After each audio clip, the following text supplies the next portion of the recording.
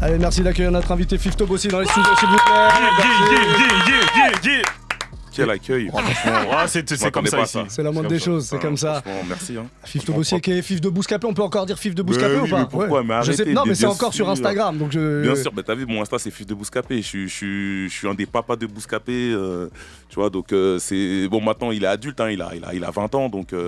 Mais je suis, oui, toujours. C'est vrai qu'il a 20 ans, 2004, Bouscapé pour Exactement, le coup. 2004, la création et le lancement officiel, 31 octobre 2005. Wow. Ok. Donc, tu parles voilà. de lui comme un bébé. Bah ouais, mais tu vois, c'est notre bébé. Il y a Alexis et tout qui est là aussi, le troisième Bouscapé, mon associé. Donc voilà, donc c'est une histoire de fou malade. Donc Bon, Alexis, Fif et Ahmad.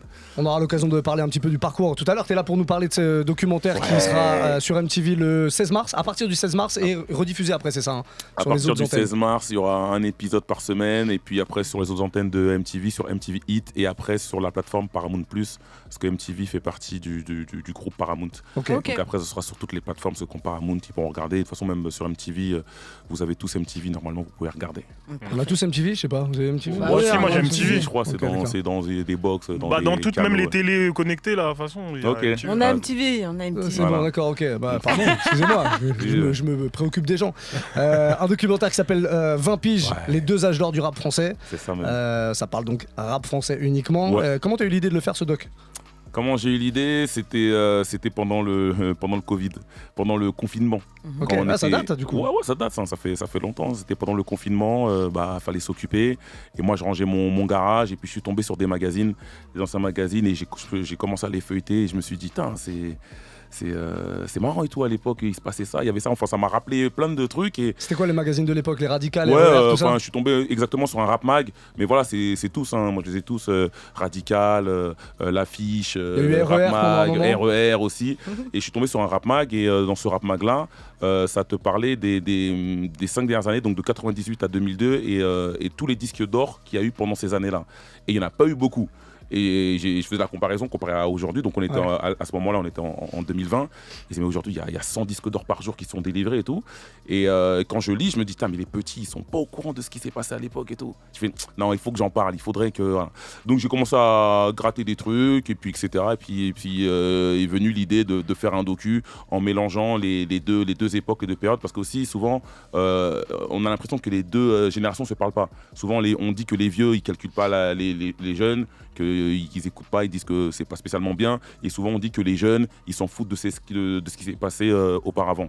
Et moi j'avais envie de réconcilier les deux, et parce que pour moi c'est les deux faces d'une même pièce, et que voilà, c'est le rap français, c'est s'il y a ce qui se passe aujourd'hui, c'est parce qu'il y a eu des anciens qui ont fait les choses, et si aujourd'hui le truc qui perdure, c'est parce qu'il y a des nouveaux aussi qui font le boulot.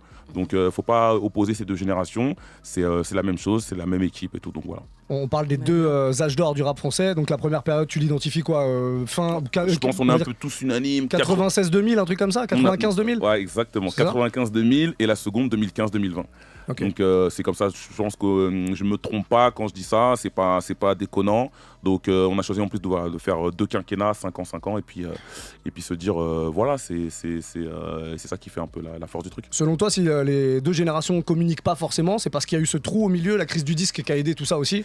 Il y a eu tout ça, et puis peut-être voilà, des anciens qui n'ont pas spécialement fait la transmission, mais pas volontairement, mais que bon, ils étaient dans d'autres trucs. Il y a eu la crise du disque, comme tu dis, il y a eu plein de choses qui sont passées, il y a eu un creux, il y a eu un trou, et moi je suis le pont. The bridge. Est-ce que tu penses qu'il y aura un troisième âge d'or? Oui, c'est possible, oui. Ouais, je pense. Ça va se renouveler, tu sais, c'est des cycles, hein, tu sais, à chaque fois. Là, il y a un peu tout. Parce que là, en vrai, c'est espacé, là. Tu vois, c'était espacé entre 2000 et 2015. Ouais, c'est ça, à la fin 2000, du coup. Donc là, ça fait... Donc le dernier âge d'or, c'était à 10 ans. Si on s'écoute. Non, c'était du coup 2000, si selon mon docu, c'était 2020. Ouais, Mais après, attention, entre-temps, il y a eu plein de choses qui sont passées, hein. Il y a eu des ventes, il y a eu des trucs, mais en fait, c'était... moi, quand j'ai pensé à ce truc-là, ça m'a fait penser à ce côté... tu sais, le premier âge d'or, tout s'enchaînait. Tout ce qui sortait était bon, tout ce qui sortait avait des disques d'or, tout était certifié, et voilà. Et après, entre-temps, il y a eu des choses, mais c'était que par période, que par étape. Et à partir de 2015... avec l'arrivée du streaming, les certifications et tout, pareil, là, tout le monde était certifié, tout le monde cartonnait, tout le monde fait des trucs, et puis il y a eu des concerts, des festivals, bref, le rap, il y avait une nouvelle émulation, et forcément, moi, ça m'a fait penser au premier âge d'or. Et donc, du coup, pour un troisième âge d'or, je pense qu'il y en aura un. En fait, il faut juste une nouvelle émulation. En fait. Oui, une nouvelle émulation, des nouveaux codes de communication, des nouveaux artistes, un nouveau truc et tout. Je pense que oui, il y en aura. Okay. Voilà. Dans ces différentes périodes, alors la première, tu l'as pas vécue en tant que, en tout cas en tant que gars de médias, mais la deuxième, t'étais vraiment en plein dedans. En plein dedans. T'as vu énormément d'artistes émerger. Lequel t'a vraiment choqué quand il est arrivé? Où tu t'es dit, lui direct, ça va faire quelque chose de fou. Donc dans le second âge d'or ou oui, parce que si tu veux m'en citer un du premier, oui, mais non. T'as vécu le truc de l'intérieur, en tout cas sur le second âge d'or, c'est pour ça que je te pose la question. Ouais, non, mais parce que là, comme ça, faut que je réfléchisse. C'est une bonne question là, ton truc là, tu m'as posé une colle. T'aurais dû m'envoyer la question avant, j'aurais réfléchi. On fait pas ça chez nous, on fait pas ça. Je sais que t'as l'habitude de graisser la patte aux journalistes pour avoir les questions, mais on fait pas ça chez nous. Non, là, comme ça, tout de suite, dans le second âge d'or, non, parce qu'en fait, tout marchait en fait. C'est à partir de... Là, je te parle pas forcément de marché, mais vraiment artistiquement, il y a pas un gars qui, quand il est arrivé, toi, en tant que média, tu t'es dit, là, il se passe vraiment quelque chose avec cet artiste, plus que certains, tu vois. Entre 2015 et 2020, parce qu'en fait, si je sors de ce truc-là, j'allais te sortir d'autres artistes. Non, alors, oublie la période du coup. Non, mais si on parle du docu, il faut parler de cette période-là. Mais en fait, moi, forcément, je me rappelle, moi, le truc qui m'a choqué, les gens qui m'ont choqué, comme j'aime dire à chaque fois, c'est Section d'Assaut, Mister You. C'est où je me suis dit, ils vont tout péter, ils vont tout arracher. C'est comme ça que je l'ai senti. Pour les autres aussi, il y a des trucs, j'ai pas de souvenir d'avoir ressenti ce truc-là aussi fort que pour un Section d'Assaut. Je me suis dit, mais eux, ils sont trop forts, ils vont tout arracher, c'est sûr et certain. Après, il y a des artistes, des fois, tu penses qu'ils vont faire un truc de ouf, et puis finalement, pas tant que ça. Ouais. C'est joli, c'est pas mal. Mais sur Section d'Assaut, j'étais persuadé que ça allait être des méga stars, ils allaient tout arracher. Donc peut-être qu'à la fin de l'émission, là, je réfléchirai, il y a un artiste précis qui va me venir en tête. Après, par exemple, si je pense que Ninho, il fait partie de ce second âge d'or, il est pile poil dans le truc. Ouais, il a commencé un petit peu avant, mais on va dire à partir de ce moment-là, voilà. J'ai plus la date de sortie de cet album, mais Ninho, c'était pas autant évident. Ninho était trop fort, c'est un kicker de fou. Tu te dis, il a quand même beaucoup rappé avant de vraiment péter. Voilà, c'est pour ça. Tu sais, quand tu vois Ninho, tu sais qu'il est fort, tu sais qu'il va faire un truc, mais tu te dis pas qu'il va faire 2 stades de France. Jamais de la vie. Tu te dis pas qu'il va vendre. Ça va être le jeune qui va faire, qui va être recordman. Tu te le dis pas. Tu te dis, lui, il est trop chaud, ok, mais tu te dis pas qu'il va devenir ce qu'il est devenu. Donc ouais, non, là, j'en ai pas un spécialement. Mais Ninho, c'est magnifique son parcours et sa carrière. Quand tu diriges un média comme Bouscapé, surtout que vous avez été les précurseurs sur ce truc de ramener de la vidéo, de mettre des images sur les rappeurs, etc. C'est quoi les inconvénients quand tu gères un média comme ça, par exemple? Est-ce que c'est compatible avec le fait d'être ami avec des rappeurs? Est-ce que tu peux être ami avec des rappeurs et diriger un média comme tu l'as fait pour Bouscapé? Ouais. Tant que c'est clair dès le début, tant que tu expliques et tout ta ligne directrice et que tu dis, voilà, tu sais, moi je viens du 91, je viens d'Évry-Courcouronnes et il y a plein de gens du 91 qui se plaignaient de ne pas être sur le site. Ils disent, ouais, mais comment ça, on a le plus gros site du rap dans notre département et il veut pas nous mettre sur son site. C'est vrai, ça disait. Les mecs étaient fâchés. Baro vient d'Évry aussi. Ah, tu viens d'Évry? Je viens des Honnêtes. Ah oui, nos quartiers n'étaient pas très copains. Oui, exactement. Ok, d'accord, ok. Mais ouais, il y avait ce truc de c'est pas normal. Et les gens, ils nous en voulaient, mais dès le départ, on a été clair. Tu sais, on n'est pas venu avec l'image de ouais, c'est le site du 9-1, soyons solidaires et tout. On a dit c'est un site de rap, donc et on mettra que ce qu'on estime bon ou ce qui nous touche, on estime ce qui a un potentiel. Donc dès le départ c'est clair, il n'y a pas de problème. Après oui, après moi j'ai plein de gens qui sont devenus amis en tant que rappeur ou même producteur ou manager. Mais après c'est des discussions. Après nous on a une ligne directrice, on a un édito et on a envie de rester fidèle au truc parce qu'à partir du moment où tu transgresses un peu la règle, après c'est la porte ouverte à tous les trucs. Donc il faut rester. Mais c'est dur. Hein. En tant d'années d'exercice, jamais justement parce que par amitié. T'as fait une passe sur un truc que tu trouvais pas ouf, mais la personne, tu l'appréciais de ouf, et donc du coup, ça, je sais pas, j'ai dû le faire, oui, parce que quand t'as... Mais moi, le truc primordial pour nous, c'était vraiment, la qualité. Et après, les gens, on les challengeait, tu vois, si le truc est bon, si c'est pas ça, parce que des fois, il y a des trucs qu'on n'aimait pas. Ouais. Mais on mettait parce qu'on savait que ça pouvait plaire à d'autres gens, à notre audience. Donc il fallait quand même avoir un minimum. On n'était pas exigeant comme, je sais pas vous les radios. Je sais pas ici.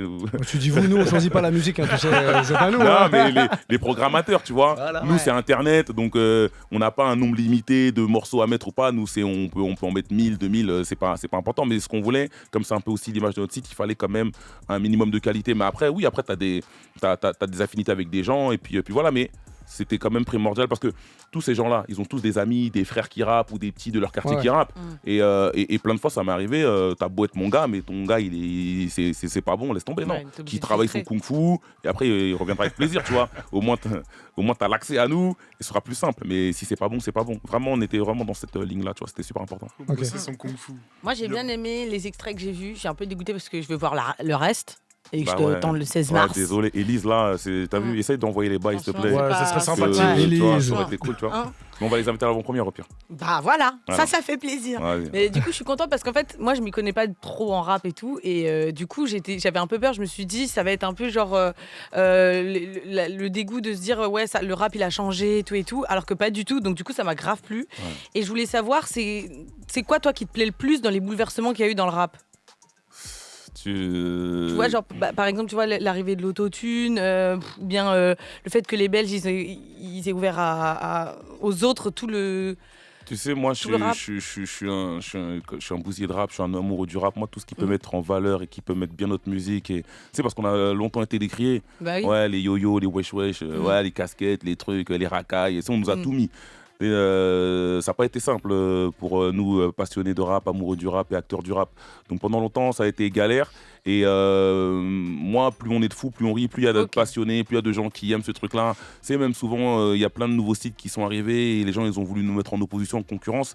Alors que non, pas du tout, c'est bien. Moi, tu vois, nous, on préférait avoir des concurrents, c'est sain. Tant que la concurrence, elle est saine et tant qu'on est entre amoureux de cette culture-là. Moi, c'est ça qui m'importe. Après, le reste, voilà, faut pas calculer. Donc, tout ce que, même l'arrivée de l'autotune, bah voilà, c'est un nouveau courant. C'est arrivé, on va dire, officiellement en France. Enfin, je sais pas s'il faut dire officiellement, mais il y a eu un gros boom voilà, fin 2008. Et après, ça a continué.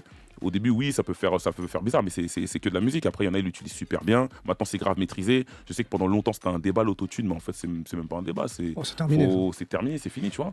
Mais les gens en ont parlé pendant longtemps, autotune, pas autotune. Quand ça arrivait, en fait, après, c'est quand il y a un truc de nouveau, souvent. Ah oui, il y en a, ils sont réfractaires et tout. Ouais, c'est ça. Et puis, tu vois, même pour les Belges, ils ont leur vengeance. Moi, ça me fait sourire parce que, tu vois. Ça s'est moqué de longtemps. Pendant longtemps, tu vois, on connaît en plus entre la France et la Belgique, il y a toujours des blagues belges et tout, etc. Mais même au niveau du rap, moi, quand j'aime dire, j'ai commencé à écouter du rap, j'ai écouté Benebi. Tu vois, j'avais 6, 7 ans, 8 ans. Mais c'est justement pendant très très longtemps, le rap belge, ça a été Benebi, tu vois. Voilà, et pendant longtemps, et après, il y a eu d'autres gens vite fait, mais ça n'a pas cartonné. Et là, c'est incroyable, ils ont leur vengeance de fou sur la France.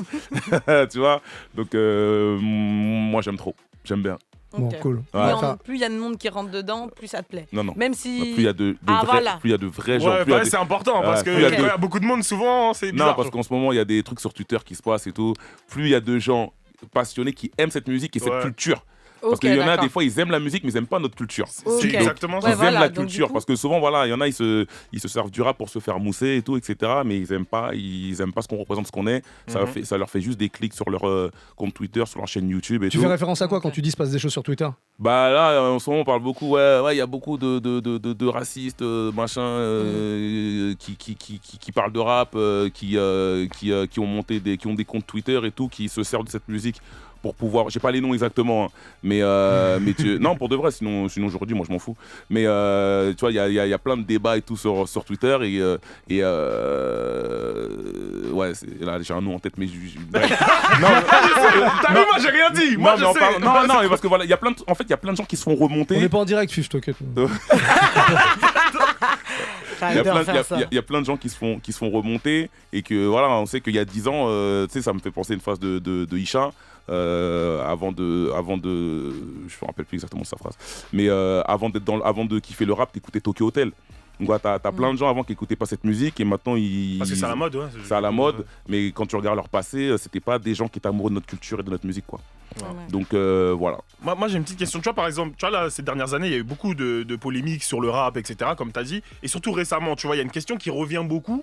C'est est-ce que le rap c'est forcément politique ? Est-ce que le rap c'est politique ? Tout ça en te frottant les mains. On était vraiment un malade. C'est intéressant, tu vois. N'appelle-t-on pas le frotteur ? Saloperie. Le rap, il peut, tu sais, mais mine de rien, à la base, c'est un acte rappé et tout ça. La culture hip-hop, c'est un peu un acte politique, mais pas politique dans le sens, tu vois, où on l'entend. Mais Ça sert aussi à faire passer des messages et des messages quand il y a besoin. Tu vois, ça me fait penser au morceau 11 minutes 30 qui est sorti en 97. Contre les lois racistes. Exactement, pardon. Il faut le préciser. 11 minutes 30 contre les lois racistes. Quand voilà, il y avait une montée de l'extrême droite en France et que plein de rappeurs se sont mobilisés, de Ayam, Assassin, Ministère Amer, Fab et tout. Ils ont fait un bête de morceaux que j'invite les gens à écouter, qui est dispo sur les plateformes, même sur YouTube. Et donc voilà, les rappeurs étaient engagés, étaient politisés. Donc oui, quand ça commence un peu à déborder et qu'il se passe des choses, c'est important de prendre la parole. Parce que ces gens-là ont une audience. Enfin, je dis ces gens-là, mais je me mets dedans. On a une audience. Ouais. Donc aussi, il faut commencer à en parler. Donc, pas trop de politique quand même, parce que ça reste quand même des artistes, ça reste des musiciens. Il faut qu'ils fassent leur art et tout, tranquille. Ouais. Et puis, ils sont pas obligés, personne n'est obligé de revendiquer. De revendiquer ou quoi. Mais après, quand tu as aussi un pouvoir et tout, tu sais que tu peux faire bouger des choses, des lignes. Voilà, des fois, c'est bien de parler.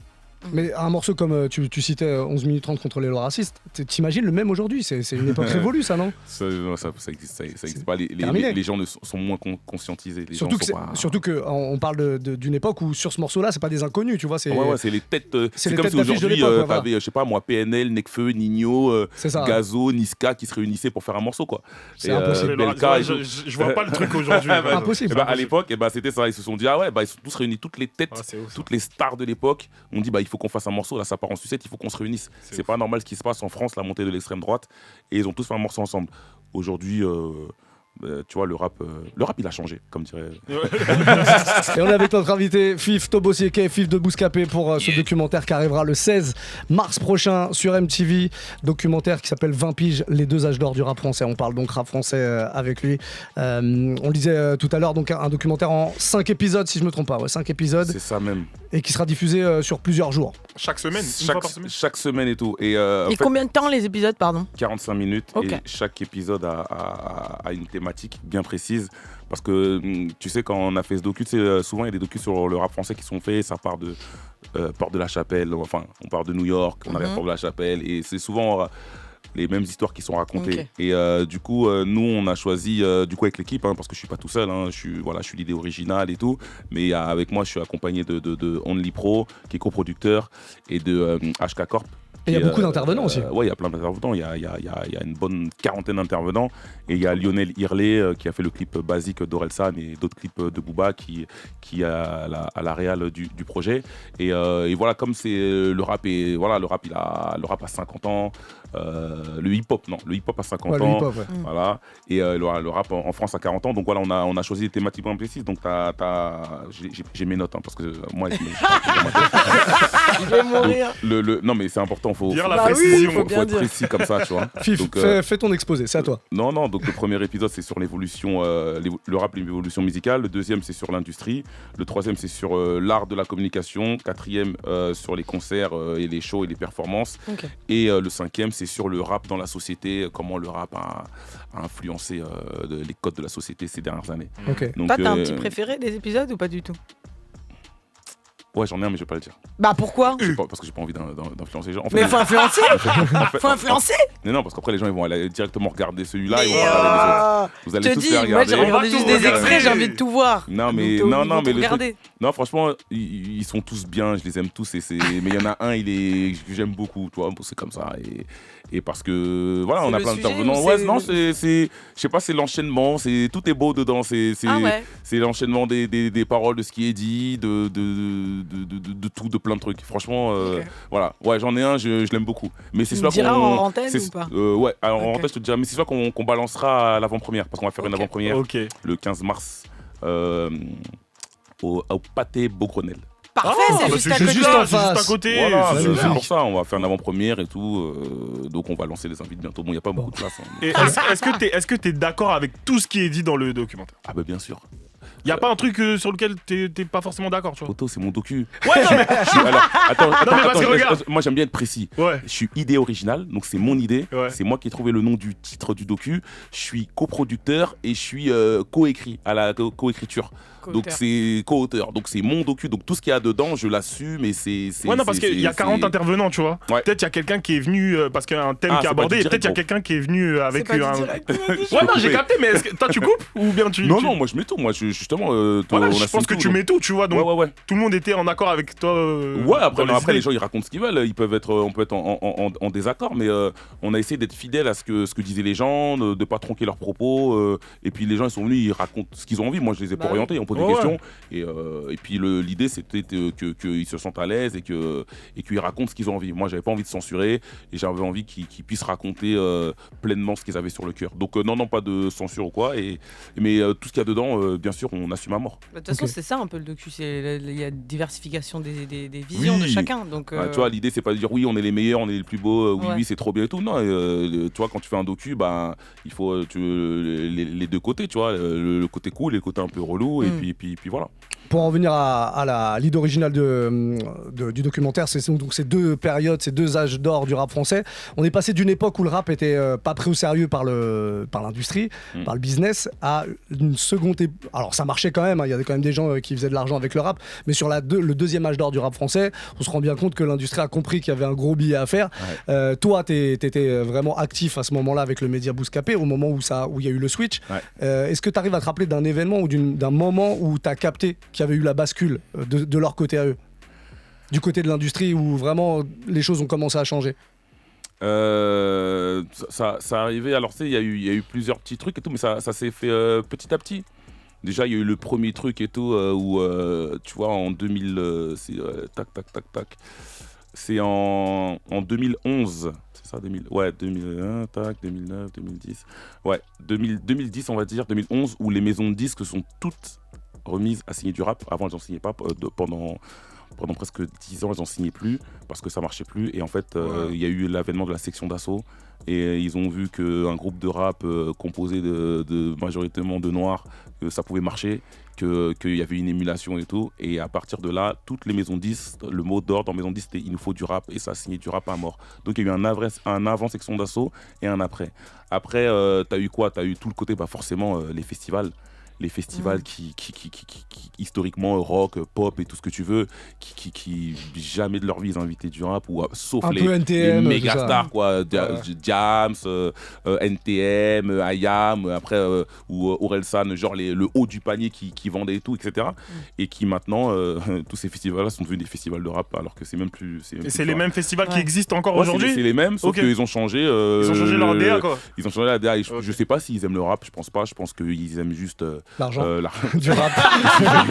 Ils aiment juste le fait que l'argent du rap et ce que ça ramène. Et puis, tu sais, eux, c'est des businessmen, ils sont pragmatiques. C'est ça qui marche, ça qui fait rentrer de l'argent. Bon, vas-y, on va faire ça. Moi, je pense qu'ils aiment pas le rap. Après, c'est pas grave, c'est du business. Mais ouais, ça, tu le vois, ça a changé, ouais. Donc, plein de trucs comme ça, tu sais, même au niveau de chaînes de télé, de médias, d'artistes, de concerts, enfin. Tu sais, le rap, c'est un peu, c'est codé. C'est un peu le vilain petit canard de la musique. Aujourd'hui, ces gens-là, beaucoup de gens, je vais pas dire ces gens-là, beaucoup de gens dans plein de domaines n'aimaient pas spécialement cette musique. Cette musique, par force de travail et voilà, avec tous les acteurs, a réussi à s'imposer. Maintenant, il faut faire avec le rap, il faut composer avec. Mais souvent, ils comprennent pas. Tu sais, des fois, aujourd'hui, tu peux voir des trucs maladroits où les gens, comment ils s'expriment, des présentateurs ils sont maladroits, ils sont toujours tout plein de le rap et tout, cette musique et tout, on comprend pas. Alors que vos enfants, ils écoutent du rap, il suffit juste de parler avec vos enfants et ils vont vous expliquer. Donc voilà, ça évolue, ça change petit à petit, mais ouais, il y a eu plein de petits points de bascule encore aujourd'hui. C'est pas gagné, il y en a qui pensent que c'est gagné, mais non, c'est pas gagné. Tu vois, jusqu'à l'année dernière, regarde les victoires de la musique. Voilà, ça a toujours été une catastrophe, cette cérémonie, tu vois. Ça bouge très très très doucement, ouais. Ça bouge très doucement et voilà, très doucement. Après, c'est une catastrophe. Moi, il y a certaines choses maintenant. Je vois ça. Pour moi, les victoires de la musique, parfois, en fait, c'est pour la forme. En fait, pour moi, ils font ça. Ouais, mais je sais pas si toi, t'es du même avis, parce qu'en gros, ils auraient dû reconnaître notre culture, tu vois, notre musique depuis très longtemps, tu vois. Ça fait très longtemps que le rap, c'est la musique qui vend le plus. Pourquoi aujourd'hui, maintenant, en 2024, ça va commencer à récompenser les gens? C'est parce qu'on a parlé, on a dit le truc. Oui, moi, je trouve ça dommage. C'est pour ça, les flammes, je trouve c'est bien, tu vois. C'est ce que j'ai dit tout à l'heure, ils veulent pas. Ils veulent pas, c'est roule. Après, quand c'est trop gros, quand c'est là, ils disent bon, vas-y, on va faire avec. Mais t'inquiète pas, s'ils peuvent tous se passer nous, ils se passeront de nous. Mais nous, c'est pas grave, on continuera à aimer cette musique, à faire cette musique-là.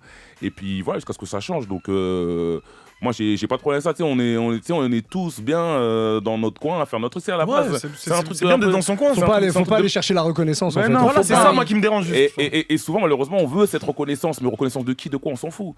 Et on a toujours fait notre truc dans nos coins. Et c'est ce qui a fait qu'aujourd'hui, on en est là. Tu vois, si je prends cet exemple, il y en a beaucoup, mais j'aime bien cet exemple-là. Tu vois, PNL, tu vois.